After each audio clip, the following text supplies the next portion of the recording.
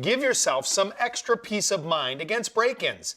Add a deadbolt to your doors or change yours to a newer unit. It's a simple upgrade that's easy with the right tools and tips. Decide the placement of the deadbolt. 6 to 8 inches up from your doorknob or handle set is one standard. 44 inches above the bottom of the door is another. Figure out the back set. This is the distance from the edge of the door to the center of the hole you'll make for the deadbolt. 2 3/8 and 2 3/4 inches are the most common for back sets in the U.S.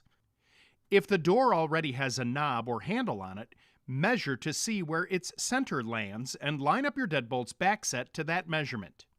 If the door hasn't got any hardware, choose whatever looks best.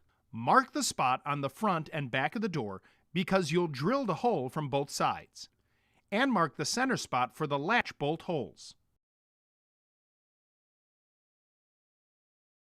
Use a 2 1/8 inch hole saw to bore the hole on the face of the door. Align the pilot bit with the centering mark.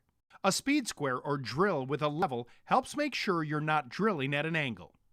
Remember to stop before you go through to the other side. Drilling from both sides prevents you from splintering the finish. Then bore the hole for the latch bolt using about a 1-inch spade bit.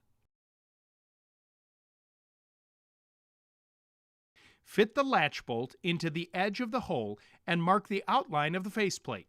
Scoring the outline with a utility knife helps prevent the wood from splintering. Using a chisel, carve out the recess for the faceplate. Fine-tune it until the faceplate is flush with the door jamb. Make sure that the top of the latch bolt is facing up and screw the faceplate in.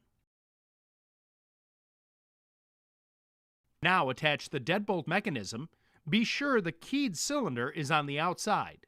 Turn the inside lever to make sure the thumb turn is in the correct position. It should point up when it's unlocked. Lining up the latch bolt with the strike plate on the door jamb can be the toughest part of this project. So try this tip. Mark the bolt with lipstick or chalk and stamp a mark on the jamb. Drill 2 overlapping holes in the jamb with a spade bit. Chisel another mortise into the door jamb for the strike plate. Test the alignment. Tape the strike plate in place. Close the door and close the bolt. If the bolt won't turn all the way, drill the bolt hole a little deeper or adjust the position of the strike plate. Using long 3-inch screws to secure the strike plate gives extra reinforcement against kick-ins. You'll need to drill pilot holes before driving in the screws.